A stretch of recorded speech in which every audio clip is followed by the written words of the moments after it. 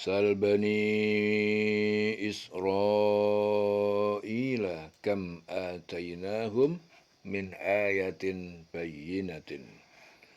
Sal bani Israil, tanyakan Muhammad kepada anak cucu Bani Israel, anak cucu Israel.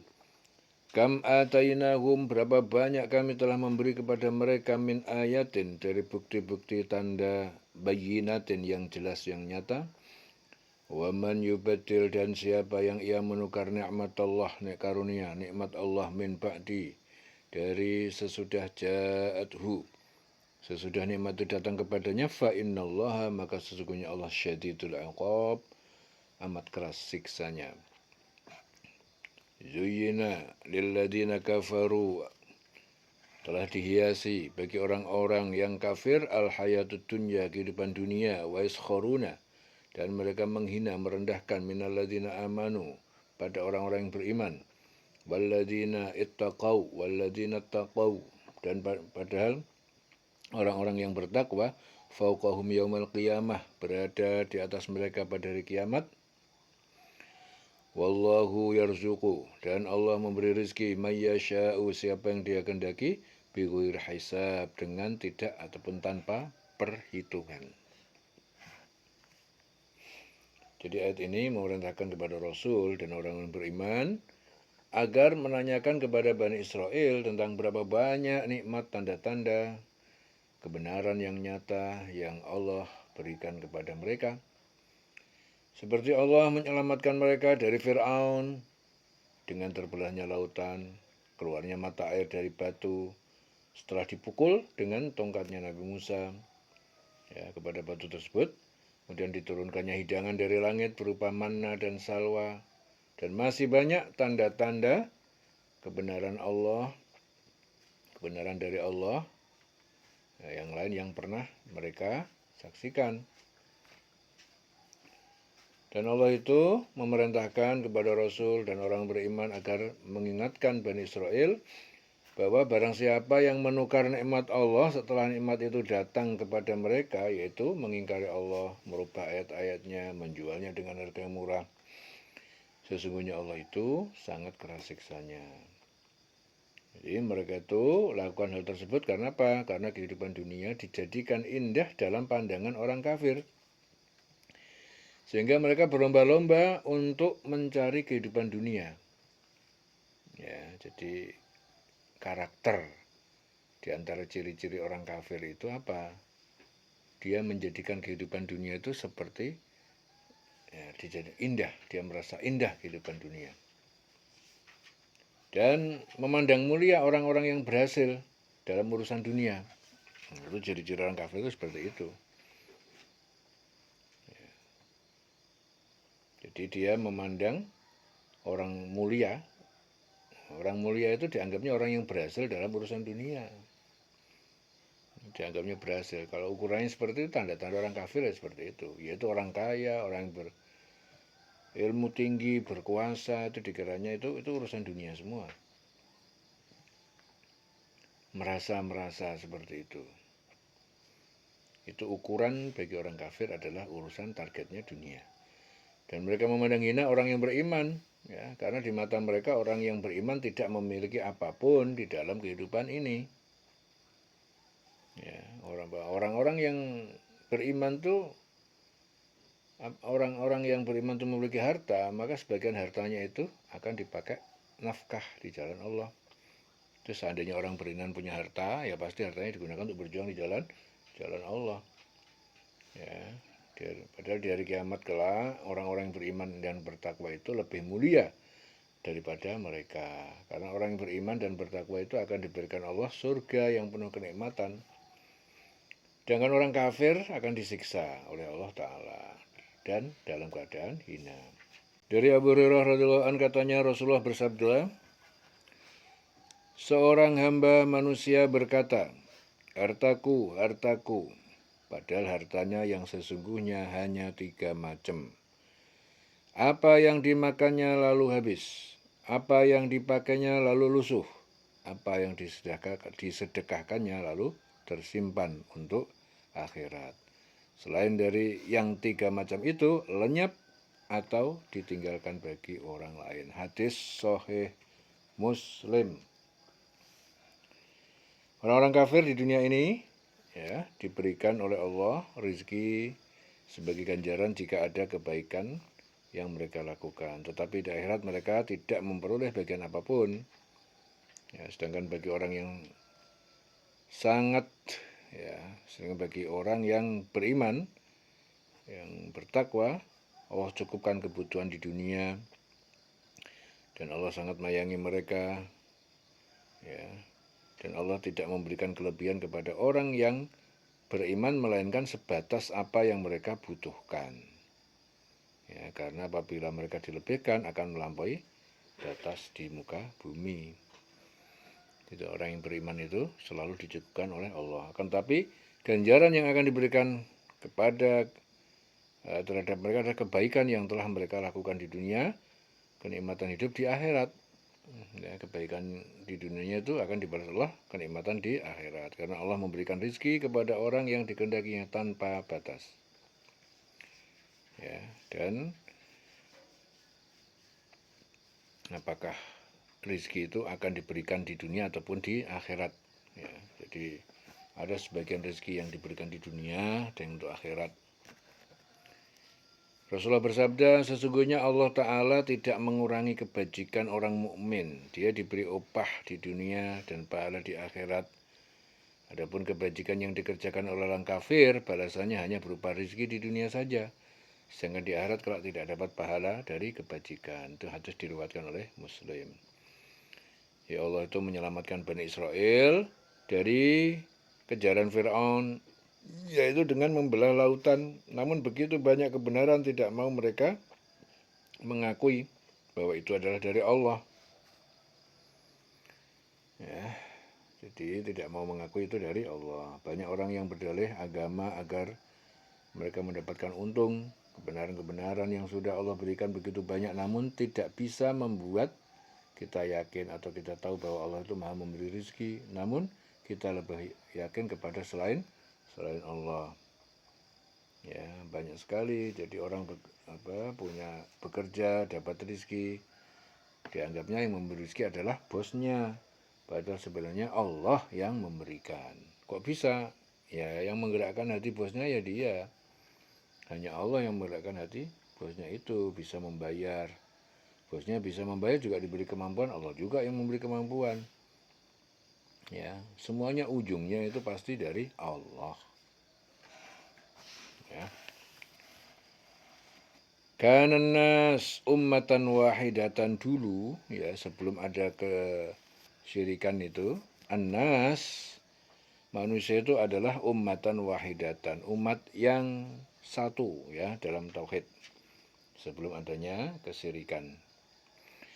Faba'atallahu, maka Allah mengutus an-nabiyyin, para nabi, mubasyirina, membawa kabar gembira, wa mungdirin, dan memberi peringatan, wa anzala ma'ahum alkitaba, dan dia Allah menurunkan bersama mereka alkitab, bil haqqi, dengan kebenaran, liyahkuma, untuk menghukumi bainan nas, di antara manusia, fi makhtalafu fihi, tentang apa yang mereka perselisihkan di dalamnya, wa makhtalafa fihi, dan tidak berselisih di dalam kebenaran itu illa kecuali alladzina utuhu, kecuali orang-orang yang mereka telah diberi kitab itu, min ba'di, dari sesudah ja'atumul bayinat, sesudah datang kepada mereka keterangan-keterangan, bukti yang nyata, bawu'yan, kedengkian, ya, karena kedengkian atau kedzaliman bainahum di antara mereka. Fahadallah, maka Allah memberi petunjuk alladzina amanu, pada orang-orang beriman, limakhtalafu fihi, tentang apa yang mereka perselisihkan di dalamnya, minal haqqi, dari kebenaran, biidnihi, dengan izin atau kehendaknya. Wallahu yahdi, dan Allah itu memberi petunjuk, mayyasha'u, pada siapa yang dia kehendaki, ila siratim mustaqim, kepada jalan yang lurus. Ya, pada jalan yang lurus. Jadi ayat ini menerangkan bahwa sesungguhnya manusia itu dulunya adalah umat yang satu, ya, di mana mulai dari zaman Adam yang mereka sembah hanyalah Allah. Kemudian keturunan-keturunannya karena mengikuti hawa nafsu menjadikan mereka terpecah belah Sehingga timbul perselisihan di antara mereka tentang keyakinan kepada Allah serta syarat-syarat yang mereka laksanakan. Kemudian Allah mengutus para nabi ya untuk memberi kabar gembira, memberi peringatan, menurunkan bersama mereka kitab juga yang benar, yang memberi keputusan di antara masing-masing tentang perkara yang mereka perselisihkan. Dan yang terakhir Allah Ta'ala menurunkan Nabi Muhammad beserta Al-Quran sebagaimana petunjuk bagi manusia. Ya, jadi Quran itu yang merupakan bertindak sebagai petunjuk bagi manusia dan menyelesaikan perkara-perkara yang mereka perselisihkan. Ya, itu Al-Quran. Perkara-perkara yang diselesaikan oleh Rasulullah ya dalam Al-Quran, diantaranya mengenai hari untuk waktu beribadah. Ya, jadi orang-orang Yahudi menetapkan hari Sabtu sebagai waktu ibadah. Orang-orang Nasrani menetapkan hari Minggu untuk waktu mereka beribadah. Kemudian Allah memberikan petunjuk kepada Rasul dan umat Islam untuk menjadikan hari Jumat sebagai hari untuk beribadah. Ya, hari Jumat untuk umat Islam. Yang kedua mengenai kiblat. Ya, orang-orang Yahudi menjadikan Baitul Maqdis sebagai kiblat. Orang Nasrani menjadikan Yerusalem sebagai kiblat. Ya, dan Allah menetapkan bagi umat Islam Ka'bah sebagai kiblat. Ya, kemudian tentang sholat. Orang-orang Yahudi melakukan sholat di rumah-rumah ibadahnya. Ya, dengan melantunkan puji-pujian kepada Tuhan. Orang-orang Nasrani melakukan sholat dengan cara berlutut ya, untuk berdoa kepada Tuhan. Sedangkan umat Islam Allah ajarkan sebagaimana tata cara sholat yang benar seperti yang diajarkan Rasulullah SAW. Kemudian perselisihan tentang Nabi Ibrahim. Orang-orang Yahudi mengatakan bahwasanya Nabi Ibrahim itu adalah orang Yahudi. Dan orang Nasrani pun mengatakan bahwasanya Nabi Ibrahim itu orang Nasrani. Padahal Nabi Ibrahim itu hidup sebelum adanya Yahudi ataupun Nasrani. Ya, jadi Nabi Ibrahim sesungguhnya adalah termasuk orang yang Muslim. Jadi Nabi Ibrahim itu Muslim, sejak dulu sudah Muslim, berserah diri. Ya, bahwa Allah Ta'ala itu menamai orang-orang yang beriman dengan sebutan Muslim sejak dari zaman Nabi Ibrahim. Ya, kemudian mereka berselisih tentang Nabi Isa. Orang Yahudi mengatakan dan menuduh Siti Maryam atau Ibunda Isa itu memperoleh putra dengan cara berzina. Sedangkan orang Nasrani menjadikan Nabi Isa itu sebagai anak Tuhan. Nah, kemudian Al-Quran, ya kitabnya orang Islam, Allah Ta'ala menerangkan bahwasanya Nabi Isa itu diciptakan dengan kalimatnya. Ya, dengan meniupkan ruhnya, memberikan petunjuk, dengan diikutkannya Ruhul Kudus dalam dirinya. Jadi itu yang selalu mereka perselisihkan, dan semua itu dapat diselesaikan oleh Rasulullah SAW beserta Al-Quran, ya, tuntas ya di dalam Al-Quran. Akan tapi setelah kebenaran datang ya pada mereka disebabkan kedengkian yang ada dalam dirinya, mereka tetap menolak kebenaran. Ya, kedengkian tersebut itu dikarenakan bahwasanya Nabi Muhammad diturunkan Allah bukan dari golongan dari Bani Israel. Gara-gara itu jadinya dengki. Akan tetapi Allah memberi petunjuk kepada orang yang beriman kepada kebenaran tersebut dengan kehendak Allah itu sendiri. Allah selalu memberi petunjuk kepada orang yang dikehendakinya ke jalan yang lurus. Orang yang dikehendaki Allah untuk mendapatkan petunjuk ke jalan lurus adalah orang yang beriman kepada Allah, kepada malaikat-malaikatnya, kitabnya, rasulnya, qada-qadar hari juga hari akhir ya. Tapi sedikit sekali orang yang mau menerima petunjuk. Ya, mau menerima petunjuk. Jadi Allah sudah memberikan petunjuk, tapi yang mau menerima hanya sedikit. Ya, Rasulullah itu jika bangun malam dan mengerjakan sholat, beliau selalu berdoa, ya Allah Tuhannya Jibril, ya Allah Tuhan kami, ya Allah Tuhannya Jibril, Tuhan Isra, Tuhan Mikail, Tuhan Israel. Ya, ya Allah, Robba Jibril, Robba Mikail, Robba Israel. Pencipta langit dan bumi. Fatirus samawati wal ardh. Yang mengetahui semua yang Ghaib, alimul ghaibi wasyahadah, yang nyata. Ya, Engkau memberikan keputusan di antara hamba-hambamu tentang perkara yang mereka perselisihkan. Tunjukkanlah kepadaku kebenaran dari apa yang mereka perselisihkan itu dengan seizinmu. Sesungguhnya engkau memberi petunjuk kepada yang engkau kehendaki ke jalan yang lurus. Ini hadis Muslim diriwayatkan dari Aisyah. Jadi ini Rasulullah berdoa, ya, ketika bangun malam doa Rasul seperti ini. Ya Allah, Tuhannya Jibril, Tuhannya Mikael, Tuhannya Israfil, pencipta langit dan bumi, yang mengetahui semua hal yang gaib, yang nyata. Engkau yang memberikan keputusan di antara hamba-hambamu tentang perkara yang mereka perselisihkan. Tunjukkanlah kepadaku kebenaran dari apa yang mereka perselisihkan itu dengan izinmu. Sesungguhnya engkau memberi petunjuk kepada siapa yang engkau kehendaki ke jalan yang lurus. Ya. Jadi apa-apa yang diperintahkan Allah itu tidak enak, ya, bagi hawa nafsu. Maka apa-apa yang dirasakan enak bagi hawa nafsu, maka akan dipakai atau diamalkan. Jadi yang diperintahkan Allah itu sudah pasti tidak enak bagi hawa nafsu. Ya.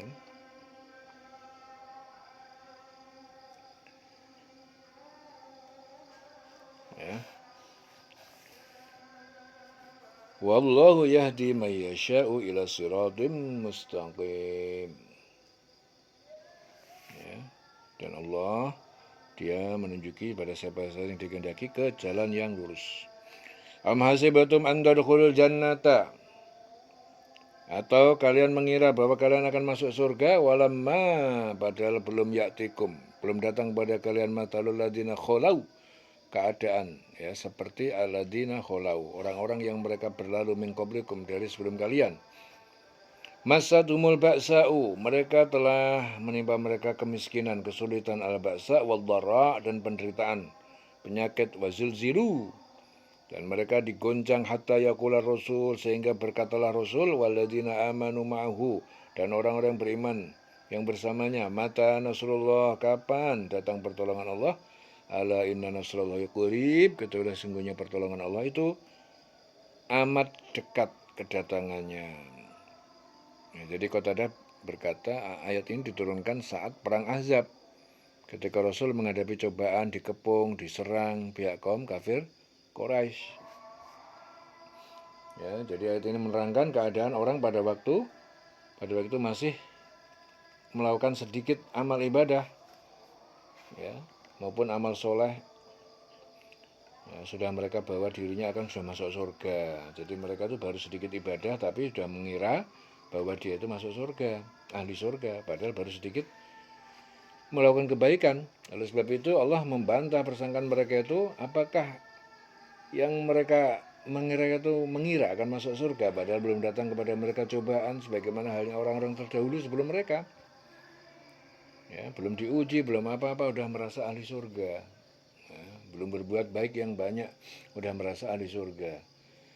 Jadi orang-orang terdahulu itu diuji oleh Allah dengan ditimpakan malapetaka, kesengsaraan, digoncangkan, ya, dengan berbagai macam cobaan. Akan tapi mereka tetap bersabar, tidak menjadikan mereka berpaling dari agama Allah. Jadi ujian-ujian yang mereka terima hampir-hampir saja menjadikan mereka itu berputus asa, sehingga berkata Rasul dan orang beriman yang bersamanya, kapan datang pertolongan Allah itu? Kapan ya pertolongan Allah itu datang? Kok nggak datang-datang? Nah, sampai seperti itu. Karena mereka hampir-hampir tidak sanggup lagi menahan kesusahan, kesulitan yang mereka hadapi. Ya, kemudian Allah berfirman kepada Rasul dan orang beriman serta mengingatkan kepada mereka untuk bersabar dari semua cobaan yang mereka terima. Karena sesungguhnya pertolongan Allah itu sangat dekat. Ya, ala inna nasrullahi qarib. Ya. Diriwayatkan dari Khabab bin Al-Araq mengatakan bahwa pada waktu kesulitan, ya, dalam peperangan yang diujikan dengan berbagai macam cobaan yang berat, kemudian kami bertanya kepada Rasul, ya Rasul, mengapa engkau tidak memohon kepada pertolongan untuk kami? Dan mengapa engkau tidak mendoakan kami? Maka beliau pun bersabda, sesungguhnya orang-orang sebelum kalian dan ada di antara mereka yang digergaji pada tengah-tengah kepalanya sehingga terbelah sampai kedua kakinya. Namun hal itu tidak memalingkan dirinya dari agama yang dipeluknya itu.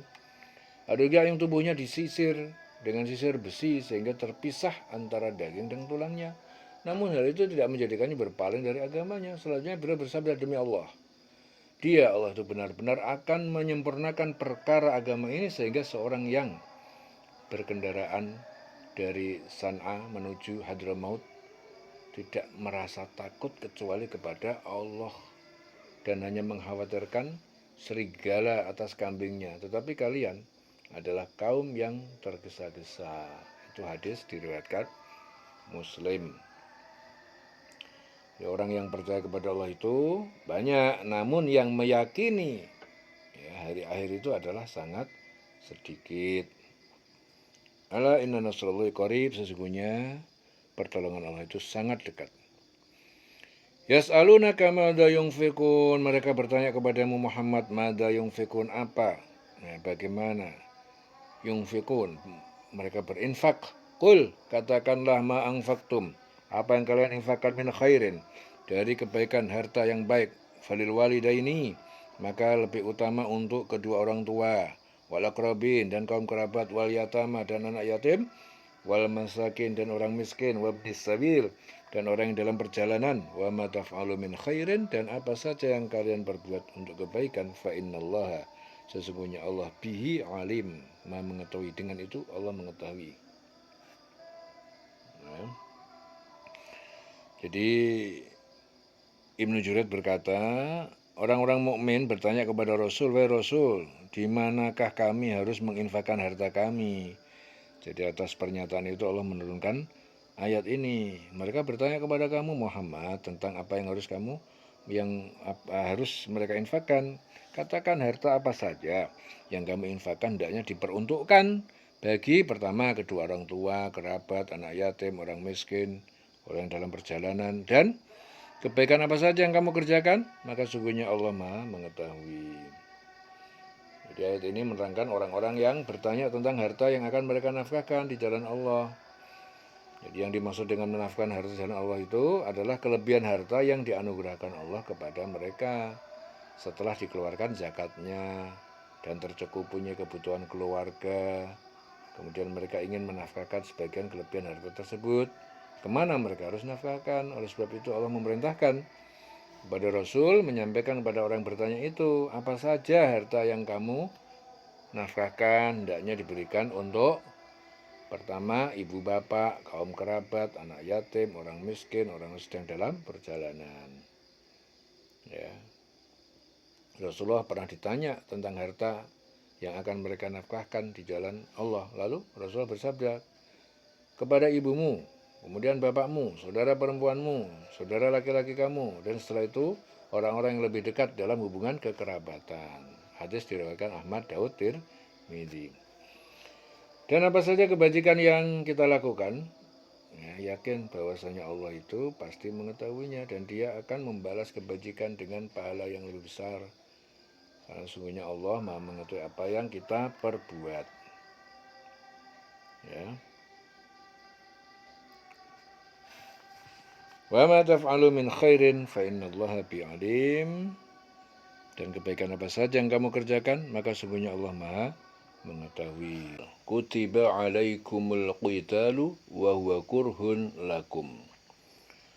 Kutiba alaikum, diwajibkan atas kalian al-qitalu, berperang ataupun berjihad, wa huwa kurhun lakum, padahal perang adalah dibenci atau tidak disukai bagi kalian.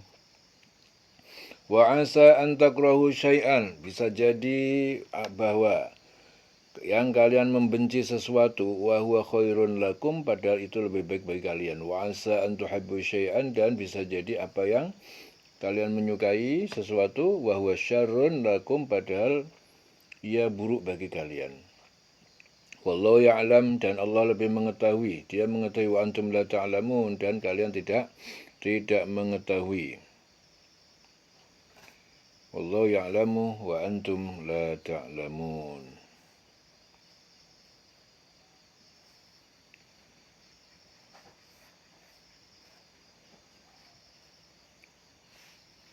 Jadi ayat ini menerangkan tentang kewajiban umat Islam untuk berperang. Akan tetapi sebagian umat Islam tidak menyukai perintah itu. Karena berperang bisa mengakibatkan kematian atau luka-luka, di samping juga kesulitan dalam perjalanan, kekurangan bahan makanan, kesulitan-kesulitan lainnya. Jadi kesulitan-kesulitan tersebut mereka rasakan karena tidak sesuai dengan hawa nafsu yang ada dalam diri mereka. Dan hawa nafsu mereka lebih menyukai untuk tinggal di rumah, tidak ikut berperang di jalan Allah.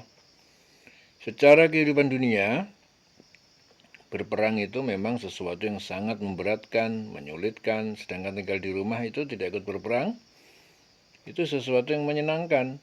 Akan tetapi di dalam kehidupan akhirat, ya, Allah Ta'ala akan memberikan amal kepada orang yang berjihad di jalan Allah.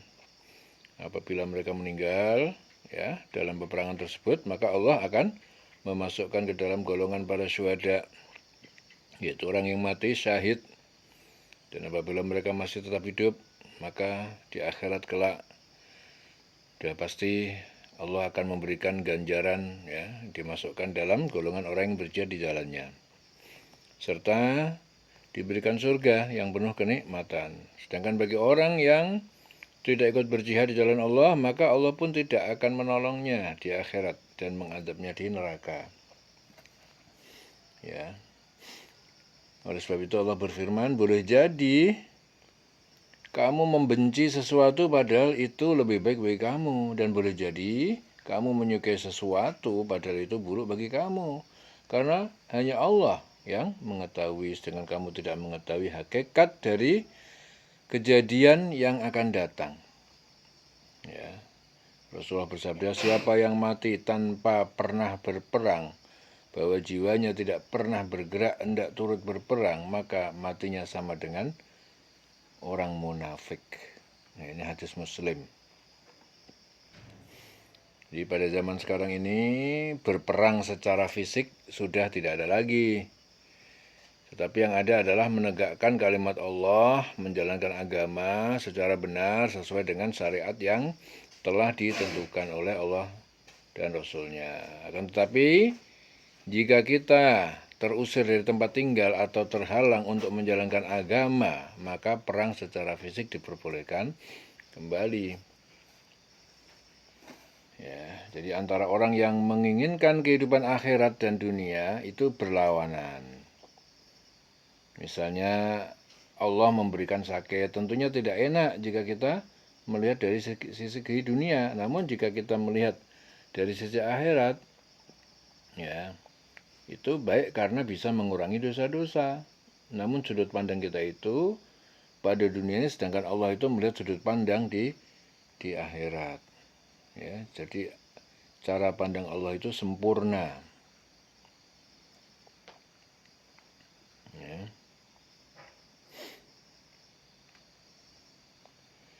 Yas'alunaka 'anil syahril haram. Mereka bertanya kepada engkau Muhammad tentang bulan haram yang diharamkan qitalin fihi, berperang di dalamnya. Qul, katakanlah, qitalun fihi kabir, berperang di dalam bulan di dalamnya dosa besar, yaitu bulan Rajab. Wasaddun an sabilillah, dan menghalangi manusia dari jalan agama Allah, wa kufrun bihi, dan ingkar kepada Allah, kepadanya, wal masjidil haram, dan menghalangi orang yang masuk masjidil haram, yaitu Mekah, wa ikhraju ahlihi, dan mengusir penduduknya, yaitu Rasul dan para pengikutnya, minhu, dari Mekah, akbar, itu lebih besar dosanya, indallah, di sisi Allah, wal fitnatu akbar minal qatl, dan berbuat fitnah, penindasan akbar, itu lebih besar dosanya minal qatl, dari pembunuhan. Wala yazaluna, dan tidak akan orang-orang kafir Mekah itu berhenti yuqatilunakum, mereka memerangi kalian, hatta yaruddukum, sehingga mereka mengembalikan kalian andinikum, dari agama kalian, yaitu kembali kafir, inistata'u, seandainya mereka mampu. Waman yartadid minkum, dan siapa yang dia murtad, minkum, di antara kalian, andinihi, dari agamanya, fayamut, lalu dia mati, belum bertobat, ya, bahwa kafir dan mati dalam keadaan kafir, faulaika habitat, maka mereka itu sia-sia, hancur a'maluhum, sia-sia amal perbuatan mereka fit dunya, di dunia, wal akhirah, dan di akhirat. Wa ulaika ashabun nar, dan mereka itu adalah penghuni neraka, hum fiha khalidun, mereka kekal di dalamnya. Ya. Jadi mereka kekal di dalamnya. Fitnah itu lebih kejam dari pembunuhan. Jadi fitnah itu artinya apa? Penganiayaan. Ya, di sini artinya penganiayaan, segala perbuatan yang dimaksudkan untuk menindas Islam, kaum muslimin. Ya. Jadi Jundub bin Abdullah berkata, Rasulullah itu mengutus beberapa orang yang dipimpin Abdullah bin Jahash. Mereka bertemu dengan Ibnu Hadrami dan membunuhnya. Mereka tidak tahu apakah saat itu bulan Rajab atau Jumadil Awal atau Jumadil Akhir. Kemudian kaum kafir berkata kepada kaum muslim, kalian telah membunuh pada bulan haram. Atas hal ini Allah menurunkan ayat. Mereka bertanya kepada engkau Muhammad tentang berperang di bulan haram. Ya, katakanlah berperang di bulan haram udah berperang di bulan itu adalah dosa besar. Tetapi orang menghalangi jalan Allah, ya, ingkar kepada Allah, menghalangi orang masuk Masjidil Haram, mengusir penduduk yang sekitarnya, itu lebih besar dosanya dalam pandangan Allah. Sedangkan fitnah itu lebih kejam dari pembunuhan. Sedang mereka itu tidak akan berhenti memerangi kamu sampai kamu murtad, keluar dari agama kamu. Jika mereka sanggup, ya, barang siapa murtad di antara kamu dari agamanya lalu dia mati dalam keadaan kafir, belum tobat, maka mereka itu sia-sia amalnya di dunia dan di akhirat. Mereka itu penghuni neraka, mereka kekal di dalamnya. Hum fiha khalidun. Innal ladzina amanu wal ladzina hajaru, sungguhnya orang-orang yang beriman dan mereka adalah yang berhijrah, meninggalkan kampung halamannya, wajahadu, mereka berjihad fisabilillah di jalan Allah. Ulaika yarjuna rahmatallah, mereka itu adalah mengharapkan rahmat ataupun pahala Allah. Wallahu ghafurur rahim, dan Allah Maha Pengampun, Maha Penyayang. Ya, Jundub bin Abdullah juga berkata, kaum muslimin Madinah itu berkata, perbuatan Abdullah bin Jahash yang membunuh Ibnu Hadrami itu kemungkinan besar itu tidak berdosa, namun juga tidak mendapatkan pahala dari Allah. Karena itu turun ayat ini, sesungguhnya orang yang beriman dan orang-orang yang berhijrah dan berjihad di jalan Allah, mereka itu yang mengharapkan rahmat Allah. Ya, Allah Maha Pengampun dan Maha Penyayang. Ya. Wallahu ghafurur rahim. Jadi ayat ini menerangkan tentang orang-orang kafir. Kafir Quraisy, di mana mereka itu mencari alasan untuk menghalangi Rasul masuk Masjidil Haram dengan cara seolah-olah mereka bertanya tentang berperang pada bulan haram. Jadi mereka itu berharap apabila Rasul dan orang-orang beriman berkeinginan untuk masuk Masjidil Haram pada bulan-bulan haram, mereka akan memerangi beliau dan orang-orang beriman tanpa pembalasan. Karena Rasulullah SAW dan orang beriman mendapatkan larangan dari Allah untuk berperang di bulan-bulan haram tersebut, sehingga Rasul dan orang beriman itu selamanya tidak dapat menunaikan ibadah haji. Ya, atas peristiwa itu Allah membantu Rasul dan orang beriman dengan berfirman, berperang dalam bulan itu adalah dosa besar. Tetapi menghalangi manusia dari jalan Allah, ya, kafir kepada Allah, menghalangi masuk Masjidil Haram, mengusir penduduknya dari sekitarnya, lebih besar dosanya di sisi Allah.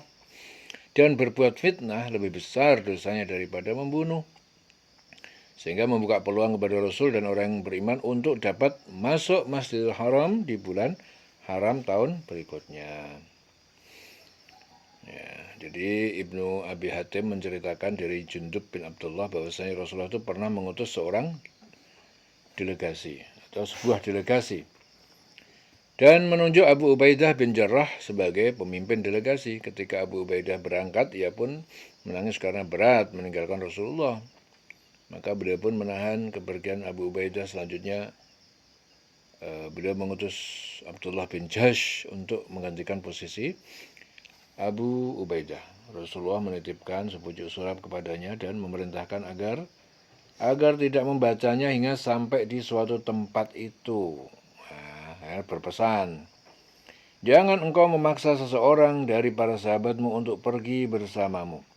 Setelah membaca isi surat itu, ia pun berucap, Inna lillahi wa inna ilaihi raji'un, dan berkata, aku patuh dan taat kepada Rasul, kepada Allah, taat kepada Allah dan taat kepada Rasul.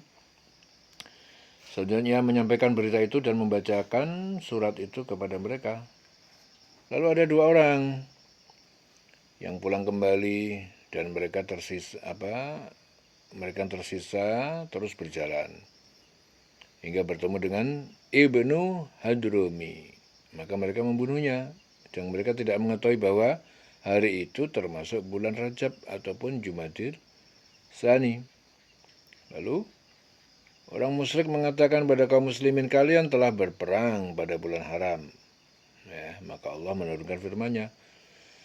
Mereka bertanya kepada kamu tentang berperang pada bulan haram. Katakan, berperang pada bulan itu adalah dosa besar.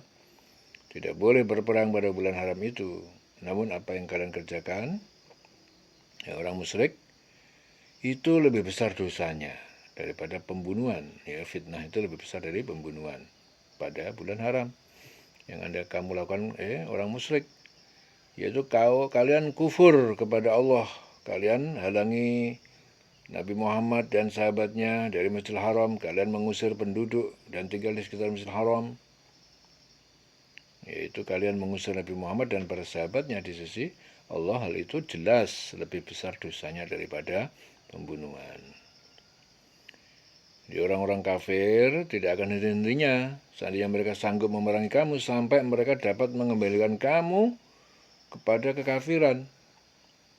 Dan barang siapa yang kembali kepada kekafiran ataupun murtad dari agamanya lalu dia mati dalam keadaan kafir, maka hapuslah amalnya di dunia dan di akhirat mereka penghuni neraka. Seperti sabda Rasul, jauhilah kezaliman, sesungguhnya kezaliman adalah kegelapan pada hari kiamat. Jauhilah kekikiran, sesungguhnya kekikiran adalah kekikiran itu telah membinasakan umat-umat sebelum kamu. Mereka saling membunuh, menghalalkan apa yang diharamkan. Itu hadis yang diriwayatkan Bukhari. Rasul juga bersabda, di antara tanda-tanda kesengsaraan adalah mata yang beku, hati yang kejam, dan terlalu memburu kesenangan dunia, serta orang yang terus-menerus melakukan perbuatan dosa. Itu hadis diriwayatkan Al-Hakim.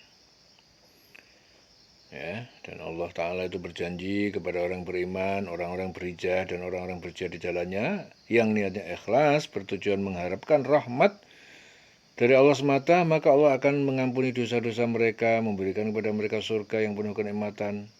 Karena sungguhnya Allah itu Maha Pengampun lagi Maha Penyayang. Rasulullah bersabda, kedua kaki hambaku yang dilibat debu dalam perang fisabilillah tidak akan tersentuh api neraka. Itu hadis diriwayatkan Bukhari. Rasulullah juga bersabda, puncak persoalan adalah Islam. Barang siapa pasrah diri masuk Islam, maka dia selamat. Tiangnya Islam adalah sholat, dan atapnya adalah jihad, perjuangan. Yang dapat mencapainya hanya orang yang paling utama di antara mereka. Itu hadis Tabrani.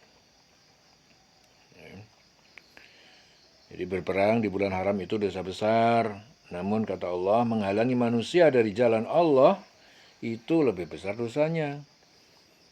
Orang-orang kafir kepada Allah adalah orang yang mengingkari segala yang Allah berikan. Itu namanya kafir. Adapun yang ia lakukan itu disandarkan pada kemampuan diri, sehingga ketika melakukan kebaikan seakan-akan orang lain, padahal sebenarnya adalah untuk diri sendiri. Jadi melakukan kebaikan seakan-akan untuk orang lain. Kalau dia melakukan kebaikan seakan-akan ini berbuat untuk orang lain, sosial, ya, menolong, membantu. Padahal sebenarnya dia untuk diri sendiri. Ya, jadi orang-orang beriman itu ketika dapat melakukan sesuatu, merasa bahwa itu adalah pertolongan Allah. Nah, itu bedanya. Kalau orang beriman, kalau dia bisa melakukan sesuatu, yang dirasakan hanya itu dari Allah. Oh, yang berbuat. Orang yang beriman dan bertakwa kepada Allah tidak ada keberatan sedikit pun dalam hatinya ketika ia melakukan kebaikan. Ya. Jadi orang yang beriman bertakwa itu kalau melakukan kebaikan enggak berat, ringan.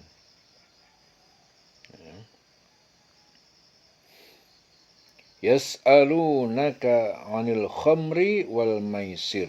Mereka bertanya kepada kamu Muhammad tentang hukum al-khamr, yaitu khamr dan minuman yang memabukkan, wal maisir, hukum berjudi. Qul fihima itsmun kabirun, katakan dalam keduanya itu dosa besar, wa manafi'u linnas, dan beberapa manfaat bagi manusia, wa ismuhuma, dan dosa keduanya itu akbar, lebih besar, min naf'ihima, dari manfaat keduanya. Wa yas'alunaka madza yunfikun, dan mereka bertanya kepada engkau Muhammad apa yang harus mereka infakkan. Qulil afwa, qul al-afwa, katakanlah, infakkanlah al-afwa, kelebihan dari yang diperlukan. Kadzalika yubayyinullahu lakum, demikian Allah menerangkan kepada kalian al-ayati, lakumul ayati, ayat-ayatnya, ayat-ayat Allah, la'allakum tatafakkarun, supaya kalian berfikir. Ya, tentang khamr. Khamr itu segala minuman yang memabukkan, ya namanya khamr. Umar bin Khattab berkata, saat turun larangan minuman khamr, minuman keras, aku berdoa, ya Allah, jelaskan kepada kami tentang khamr yang dapat menjadi obat. Ya, terhadap doaku itu turunlah ayat. Ya, turunlah ayat ini. Ibnu Abbas berkata, saat turun perintah untuk menafkahkan harta di jalan Allah, beberapa menafkahkan harta di jalan Allah, beberapa sahabat memandangi Rasul dan bertanya, sesungguhnya kami tidak mengetahui maksud sedekah yang telah engkau perintahkan kepada kami, dan apa yang harus kami keluarkan. Atas pertanyaannya turun juga ayat yang artinya, dan mereka bertanya kepada engkau tentang apa yang harus dinafkahkan. Nah, ayat ini menjelaskan mereka menanyakan kepada engkau Muhammad tentang khamr dan judi, minuman yang memabukkan. Segala minuman yang memabukkan namanya khamr. Judi, katakanlah pada keduanya itu terdapat dosa besar, beberapa manfaat, ada beberapa manfaat bagi manusia, tapi dosanya lebih besar dari manfaatnya. Ya, mereka menanyakan juga kepada kamu tentang apa yang harus mereka infakkan, katakan kelebihan dari apa yang diperlukan. Demikian Allah menerangkan ayat-ayat kepada kamu agar kamu memikirkan. Ya, agar kamu memikirkan.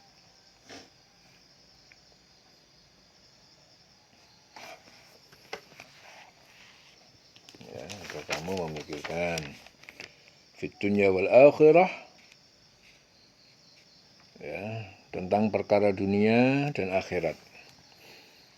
Was'alunaka 'anil yatama, dan mereka bertanya kepada engkau Muhammad tentang anak-anak yatim. Qul islahun lahum, katakanlah memperbaiki keadaan, menjaga harta lahum bagi mereka, khairun, lebih baik. Wa in tukhalituhum, dan apabila kalian mencampur, mengeluarkan mereka dengan pengeluaran kalian, fa ikhwanukum, maka mereka itu saudara kalian. Wallahu ya'lam, dan Allah dia mengetahui, al-mufsida, yang berbuat kerusakan, minal muslih, dari yang berbuat perbaikan. Walau insyaallah, dan apabila Allah mengendaki, la'anatakum, niscaya dia Allah mempersulit kalian, mengharamkan percampuran harta itu.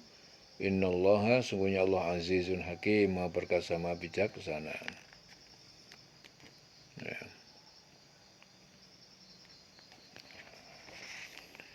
Maha bijaksana, ya, perkasa dan bijaksana. Jadi ayat ini menerangkan tentang khamr dan judi yang dipertanyakan oleh orang-orang beriman kepada Rasul. Maka Allah memerintahkan agar Rasul menjawab bahwasanya pada keduanya terdapat dosa besar dan beberapa manfaat bagi manusia, akan tetapi dosa keduanya lebih besar dari manfaatnya. Jadi meminum khamr itu akan menyebabkan manusia menjadi mabuk, menghilangkan akal pikirannya, Sehingga dia tidak lebih seperti orang gila yang kehilangan akal. Jadi perbuatan-perbuatan yang dia lakukan tersebut adalah suatu perbuatan tanpa disadari dan terkadang menjurus pada perbuatan yang bertentangan dengan aturan-aturan agama. Dan minuman khamr juga dapat merusak kesehatan tubuh sendiri. Sedangkan manfaatnya jika dibandingkan dengan mudorotnya yang dia terima tidak sebanding. Maka dari itu Allah memasukkan perbuatan minuman khamr termasuk perbuatan dosa yang besar. Ya, begitu juga judi. Orang-orang berjudi di samping mereka akan kehilangan hartanya juga dapat menimbulkan permusuhan antara mereka. Sedang berjudi, orang-orang akan menjadi pemalas karena asik dengan permainan tersebut. Oleh sebab itu perbuatan minuman khamr berjudi dilarang oleh Allah. Karena perbuatan tersebut melalaikan manusia dari mengingat Allah. Ya. Umar bin Khattab ya, menceritakan bahwa ketika turun ayat pengharaman khamr, dia itu berdoa, ya Allah, terangkanlah kepada kami masalah khamr yang sejelas-jelasnya, maka turunlah ayat yang ada dalam surah Al-Baqarah ini. Jadi mereka bertanya kepada kamu tentang khamr dan judi. Katakan pada keduanya terdapat dosa besar. Kemudian Umar dipanggil dan dibacakan ayat itu kepadanya. Maka ia pun berdoa lagi, ya Allah, terangkan kepada kami mengenai masalah khamr ini sejelas-jelasnya. Ya. Akhirnya turun surah An-Nisa ayat 43. Hai orang yang beriman, janganlah kamu sholat sedang kamu dalam keadaan mabuk. Ya. Dan seorang muadzin Rasulullah, ya, jika mendengarkan iqamah, ya, pada waktu akan mendirikan sholat, ia mengucapkan jangan sekali-kali orang yang dalam keadaan mabuk itu mendekati sholat. Ya, kemudian Umar dipanggil, dibacakan ayat tersebut.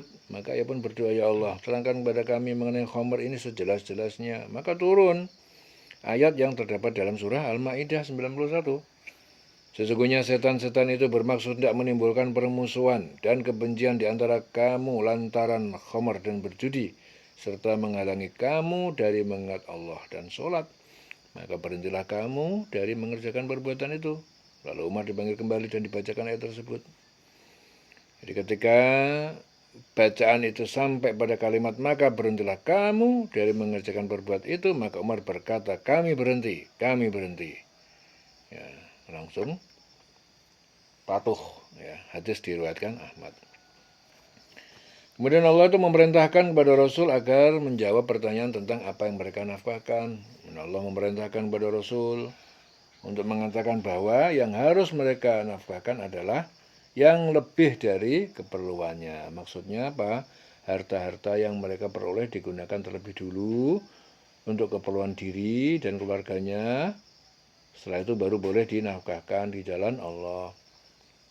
Akan tetapi di dalam memenuhi kebutuhan dirinya dan keluarganya tidak boleh memperturutkan hawa nafsunya, sebatas cukup. Ya, secukupnya, kelebihannya baru dinafkahkan.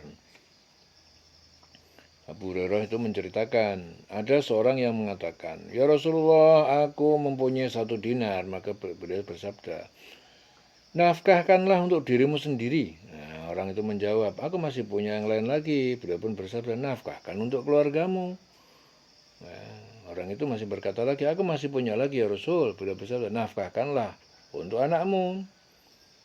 Aku masih punya lagi 1 dinar lagi ya Rasulullah. Beliau bersabda, engkau lebih tahu kepada siapa uang itu harus dinafkahkan.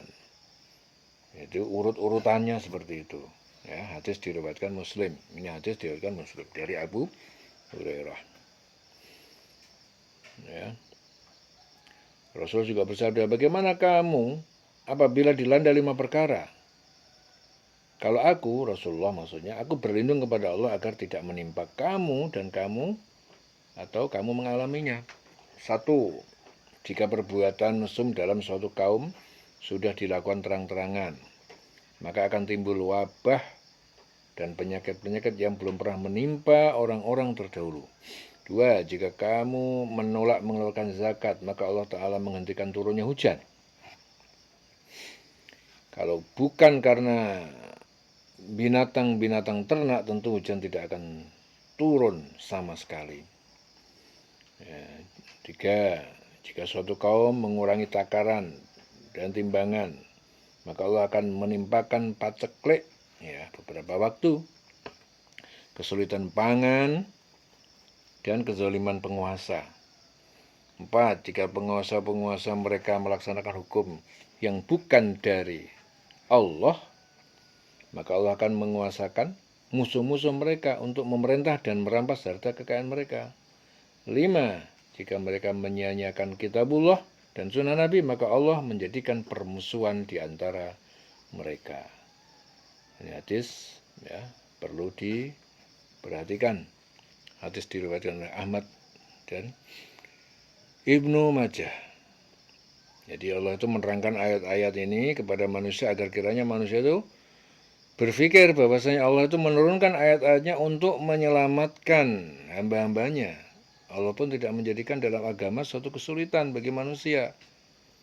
Ya, sehingga manusia dapat memilih apakah hanya mencari kebahagiaan dunia ataupun kebahagiaan di akhirat. Ya. Jadi Rasulullah bersabda, perbandingan dunia dan akhirat itu seperti seorang yang mencelupkan jari tangannya dalam laut, lalu diangkatnya dan dilihatnya apa yang ia peroleh, yaitu perbandingan dunia dan akhirat. Tangan nyelup di laut, ditarik. Ya, itu perbandingan dunia dan akhirat, nggak ada apa-apanya. Setelah itu Allah memerintahkan kepada Rasul agar menjawab pertanyaan manusia tentang anak yatim.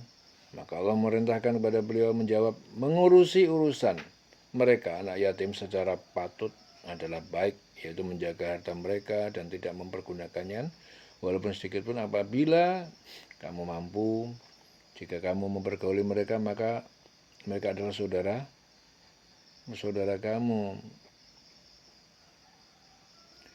Maksudnya, andai kata orang yang mengasuh tersebut dalam kekurangan, mereka dapat bersama-sama menikmati harta tersebut sebatas cukup. Ya, tidak memakan harta anak yatim secara zalim. Karena Allah itu Maha mengetahui siapa yang membuat kerusakan dan siapa yang mengadakan perbaikan. Ya, Rasulullah bersabda, aku dan pengasuh anak yatim kelak itu di surga seperti dua jari ini. Ya, bila menunjukkan jari telunjuk dan jari tengah merapatkan keduanya. Jadi ini mengasuh anak yatim secara sungguh-sungguh ya. Peristiwa akhir zaman seringkali terjadi, orang hanya ingin mencari duit, mencari kepuasan nafsu dunia, memperalat anak yatim. Anak yatim ya, akhirnya digunakan senjata untuk mencari sumbangan-sumbangan dengan dalil panti asuhan anak yatim. Padahal sebenarnya tidak membagikan anak yatim, tapi hanya memperalat anak yatim. Ya, ini banyak sekali terjadi di akhir zaman, menyalahgunakan. Ya, barang siapa membuat kerusakan, memakan harta anak yatim secara zalim, ya, jika Allah Ta'ala menghendaki, niscaya Allah dapat mendatangkan kesulitan pada mereka, dan Allah Maha perkasa untuk mendatangkan azab pada orang-orang yang berbuat kerusakan dan mengampuni orang-orang yang mengadakan perbaikan.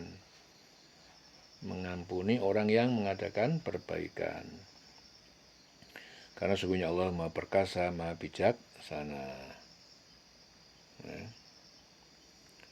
Jadi di setiap firman Allah hendaklah kita perhatikan, ya, karena ada maksud-maksud agar kita selamat.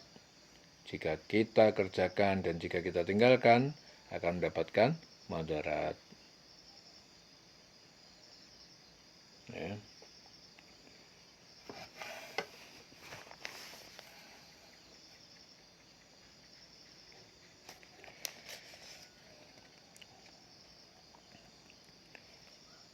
Walau insyaallah la'anatakum innallaha azizun hakim.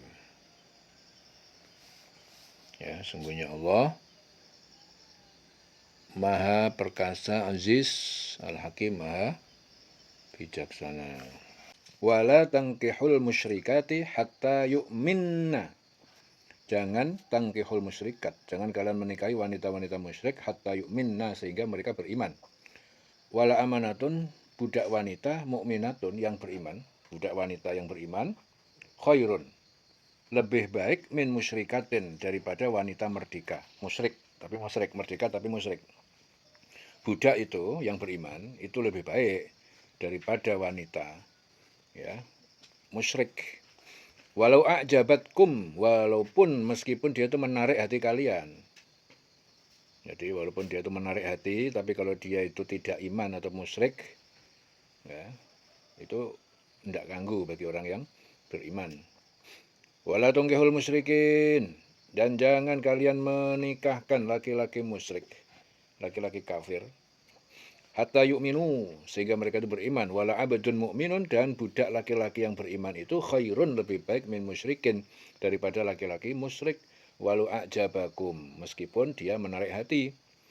Ulaika yad'una ilan nar, mereka itu menyeru, mengajak kepada neraka. Wallahu yad'u ilal jannah, dan Allah itu menyeru atau mengajak kepada surga. Wal maghfirah, dan ampunan, biiznihi, dengan izinnya, dengan kehendaknya. Wa yubayyinu ayatihi, dan dia Allah menerangkan ayat-ayatnya linnas, kepada manusia, la'allahum yatadzakkarun, supaya mereka mengambil pelajaran, ya, supaya mereka mengambil pelajaran. Jadi Muqatil itu berkata, ayat ini diturunkan kepada Ibnu Abi Marsad Al-Ghunawi. Jadi suatu hari ia minta izin untuk menikahi seorang wanita musyrik yang berparas cantik dan kaya raya, ya, minta izin kepada Rasul. Oleh karena itu turun ayat ini, jangan kamu nikahi perempuan musyrik sebelum mereka beriman. Sungguh hamba saya perempuan, hamba saya yang perempuan yang beriman itu lebih baik daripada perempuan musyrik meskipun dia menarik hatimu. Dan jangan kamu nikahkan orang laki-laki musyrik dengan perempuan yang beriman, ya, sebelum mereka beriman. Karena hamba sahaya, sungguh hamba sahaya laki-laki beriman itu lebih baik daripada laki-laki musyrik meskipun dia menarik hatimu. Mereka itu mengajak ke neraka, ya, sedangkan Allah mengajak ke surga dan ampunan dengan izinnya. Allah itu menerangkan ayat-ayat kepada manusia agar mereka mengambil pelajaran. Jadi ayat ini menerangkan tentang larangan. Allah melarang kepada orang yang beriman agar tidak menikahi wanita musyrik sebelum mereka itu beriman. Lebih baik menikahi budak, ya, dari yang beriman itu lebih baik daripada musyrik walaupun menarik hati. Ya, menikahi budak itu lebih baik daripada wanita cantik tapi musyrik, tidak beriman. Ya. Dan Allah juga melarang pula menikahkan, ya, dilarang juga menikahkan laki-laki musyrik dengan wanita yang beriman. Lebih baik menikah dengan budak laki-laki yang beriman, walaupun laki-laki musyrik itu menarik hati. Ya. Nabi bersabda, wanita itu dinikahi karena 4 hal. Pertama, karena hartanya, keturunannya, kecantikannya, dan agamanya. Ya, jadi pilih wanita itu karena agamanya, niscaya engkau akan beruntung.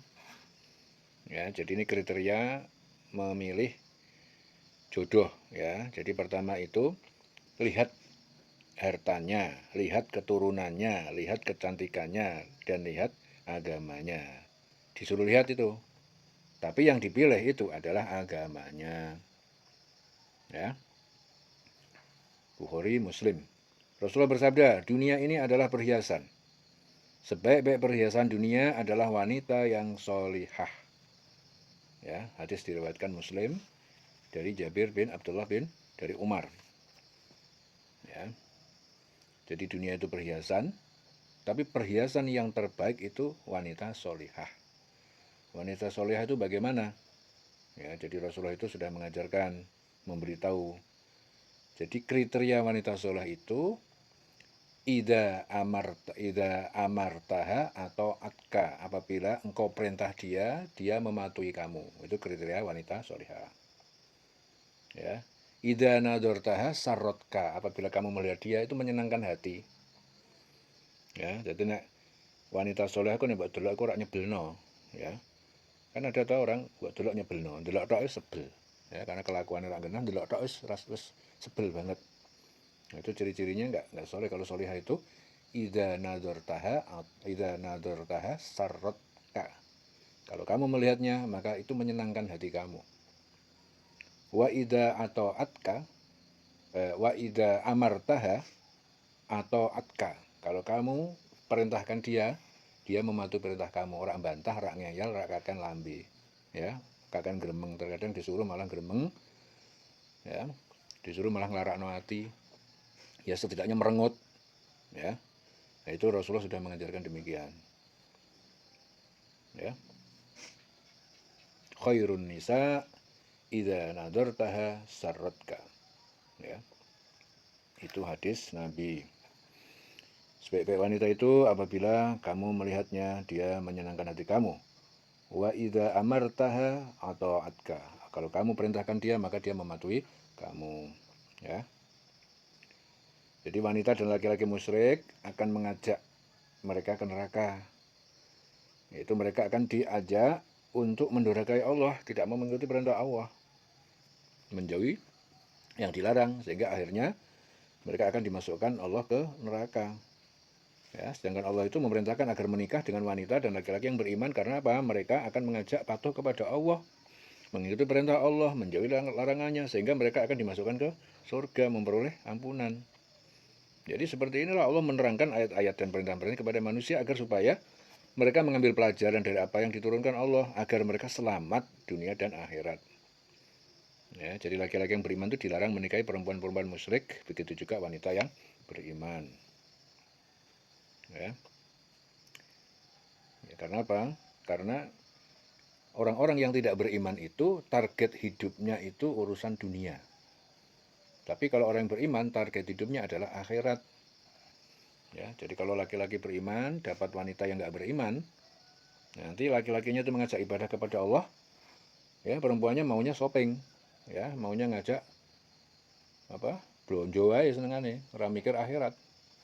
Nah, laki-laki ngajak untuk taat kepada Allah, nanti perempuannya selalu malas untuk diajak beribadah, maunya ngajak urusan dunia. Akhirnya tidak ada keseimbangan dalam hidup. Kalau nggak ada keseimbangan, akhirnya hidupnya akan ribut melulu. Ya. Jadi yang hidupnya itu lurus karena ada keseimbangan. Ya, laki-lakinya mengajak ibadah kepada Allah, ya. Perempuannya mau diajak untuk taat kepada Allah. Ya, diajak taat, diajak ibadah. Ya, hidup itu tujuannya hanya untuk ibadah. Jadi orang nikah itu bukan untuk foya-foya, tapi untuk menemani di dalam hidup supaya sama-sama ibadah kepada Allah. Ya, Anda hidup sendiri ibadah kepada Allah. Ya, supaya kalian tuh lebih kuat ibadahnya, dikasih teman, maka orang nikah dia dengan sama-sama punya iman, dengan sama-sama visi, sama-sama misinya, akhirnya hidup dia dalam ibadah kepada Allah lebih kuat.